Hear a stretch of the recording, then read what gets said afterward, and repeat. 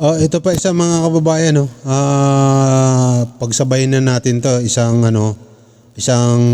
balita pa na 'to na itong ginawang hearing sa budget para sa Commission on Human Rights, mga kababayan. Oh, nabanggit nga dito nga dito si Senador Rapi Tulfo sa panauhin. Oh, na sinasabi nga dito, sinasabi dito ni Senador Rapi Tulfo, inaresto, parang nakwento. Dahil siyempre budget ito ng human rights, di ba? Para sa 2025 sa Senate. Ngayon, at saka siyempre bago mo mabigyan ng budget yan, kailangan sigurado na nagtatrabaho yung isang ahensya talaga. Kaya nabanggit dito ni Senador Rapi Tulfo yung mga kababayan, mga pobre natin mga kababayan na nakukulong. 'Di ba? Siyempre may budget naman 'yan, dapat talaga matulungan yung mga kababayan natin na pobre. Kaya ang sinasabi dito ng Senador Rapi Tulfo, kwininto niya, inaresto ng walang warrant, hinalughog ang bahay ng walang search order at ikinulong dahil napagtripan lang. Ganito inilarawan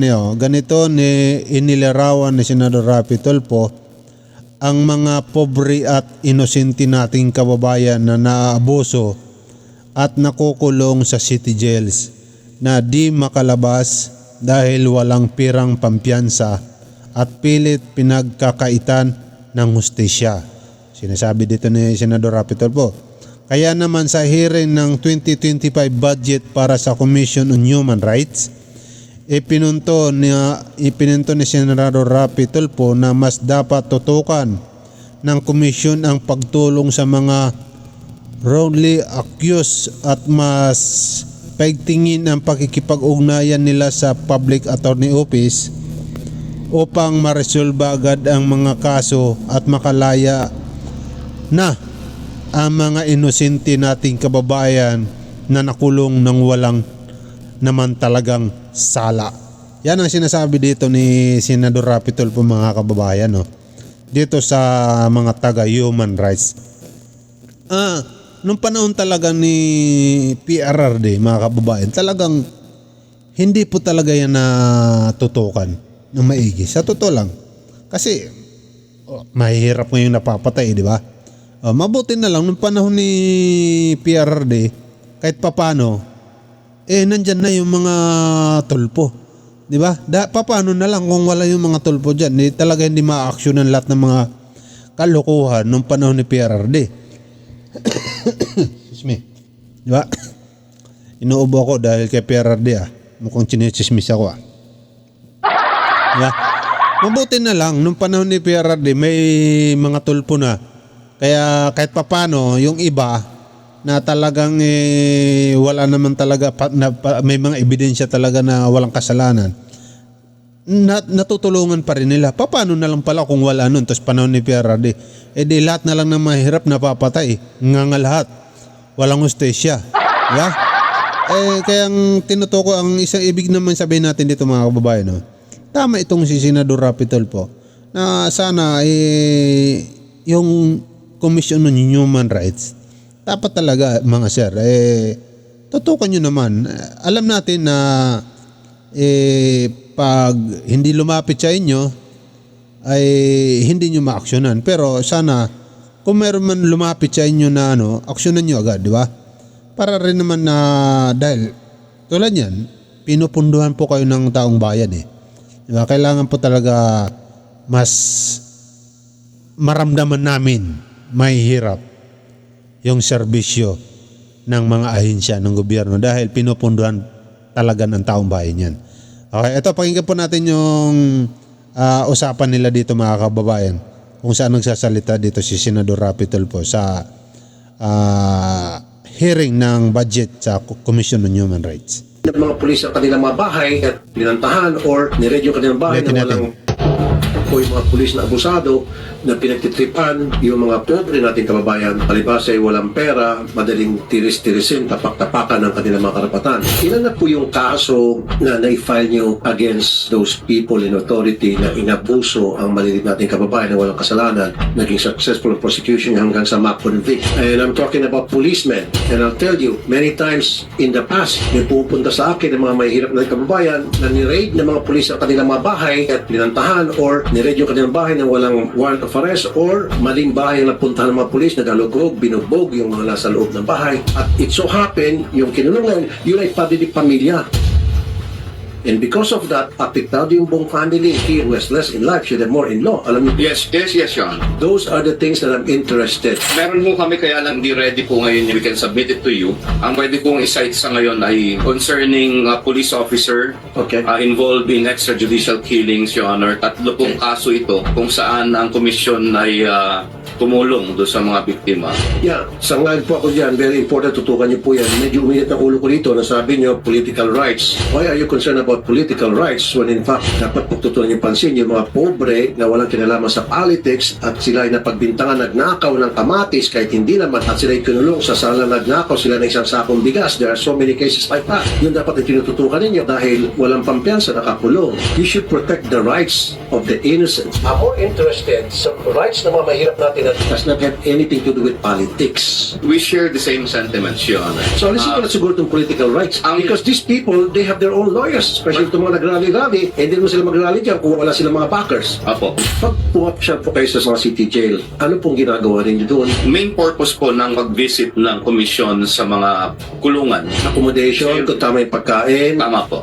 isang treatment. Conditions. Okay, good yan. However, maraming inosente ngayon na nakapit sa city jail. Napagbintangan, walang proper legal assistance, natuluyan, na walang pampiyansa yung pobreng wrongly accused. Mabubulok sa bilangguan yon. Ang binibigay po naming assistance sa mga persons deprived of liberty consists of legal advice, counseling, psychosocial services, case follow-ups, and monitoring, linkages with the family. Teka muna, so binibigyan yung illegal advice. It's not worth anything. Kaya nga siya nandun dahil yung kanyang karapatan natapakan eh. You were there para siguraduhin yung kanyang karapatan ay naprotektahan at makakuha siya ng pakinabang. We agree, Your Honor. We Huwag agree, lang Your po yung laway. Tama po. We agree, Your Honor. Let's talk about yung mga pobre na nirepresent ng PAO. And alam naman natin, overwhelmed ang PAO din. Bisita kayo para bigyan silang legal advice. Like I said, for the second time, it ain't worth nothing. Ang gusto ko, yung sasabihin mo, bakit ka nakulong? Ito po, kaya ako nakanulong, napagbintangan ako, tutulungan kita na mailabas kita rito dahil mali pala yung pagka-inquest sa'yo. Yun ang gusto ko marinig. We don't have that service, Your Honor. Then you should have. Yan You should po have. ay If you need binibigay. budget, then I'll support. Yeah. Your agency na magkaroon ng budget. If you will be supporting the commission, Your Honor, we will be glad to perform the function. So, pupunta kayo doon, i-analyze nyo, alam mo, may tataas ng kamay. Sir, talaga inosente po ako, sir. Hindi talaga ako nagnakaw, sir. Baka pwede niyo po setinan yung kaso ko. Look at the cases of those people who approach you. And then, babalikan niyo yung PAO. Obligahin niyo yung PAO na magtulungan tayo rito. Gusto ko mapalabas to because nung inin ko siya, walang PAO lawyer at talagang mali yung pag-accuse sa kanya at inosente talaga siya. Meron kayong gano'n? Yan po yung ginagawa ng komisyon. We have 1,252.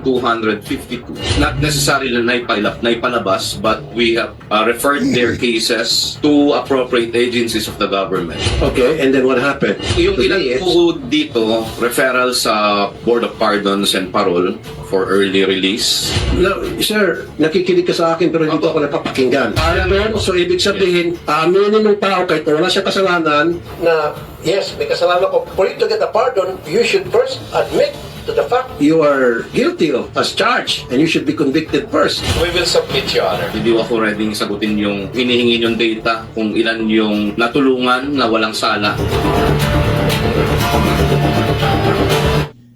Napakaganda ng balik-taktakan ni Senador Rapi Tulfo ng Commission on Human Rights, no? Napakaganda. Gustong-gusto ko yan na ganun. Pero siguraduhin nyo lang mga taga-human rights na yung tataas ng kamay baka nagpapanggap lang. Baka pwede mo batukan niya yung mga kita mo convicted ka, nanggahasa ka, ng rape ka tapos tataas-taas ka ng kamay. Di ba? Mas maganda siguro ganun. Kasi para mabawasan naman yung mga nakakulong doon na mga inosente. Sa totoo lang, marami talaga. Dahil nasa ako, hindi naman ako mahirap din tayo kaya ramdam ko yan mga excuse me, mga kapitbahay natin na mga nakukulong talaga dahil lang sa napagtripan lang ng isang pulis.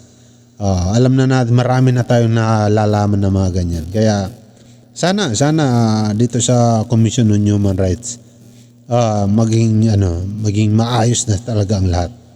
Dahil napakaganda po talaga. Wala nang pag magtuloy-tuloy yan, yung mga ganyan ni pananaw ni Senador Rapi Tulfo, nako, lahat po talaga magiging patas ng tao. Hindi na mga abuso kasi matatakot sila, di ba? Kailangan talaga mayroon talagang aksyon para maramdaman ng tao ang siyang pinakababa na pag mayroon kang nakaaway dyan, mag-iisip ka muna bago mo siya saktan. Di ba? Baka mali, ganyan, di ba? Hanggang sa maramdaman ng pinakalaylayan ng sulok ng mundo ng tao, yung mga ganyan pananaw sa buhay. Di ba? Napakaganda niyan, mga kababayan. Pero kilala naman natin to si Senador Rapi Tulfo. Sumusuporta talaga ito sa lahat ng mga ahensya ng gobyerno. Basta nasa tama lang. Nasa tama lang talaga.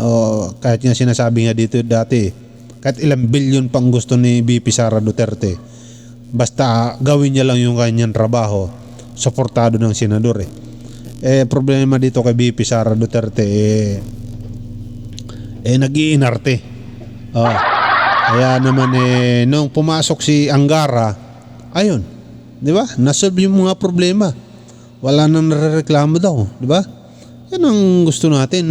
Si BP kasi tinatanong lang anong dapat mong gawin sa mga narereklamo. Gumawa kayo ng batas. Anak talaga ng tipaklong. Pag gumawa ng batas, paano ka na kasiguro napapasayan? Sige nga, BP Sara Duterte. Ilang taon pa namin hintayin yung sinasabi mong gumawa ng batas.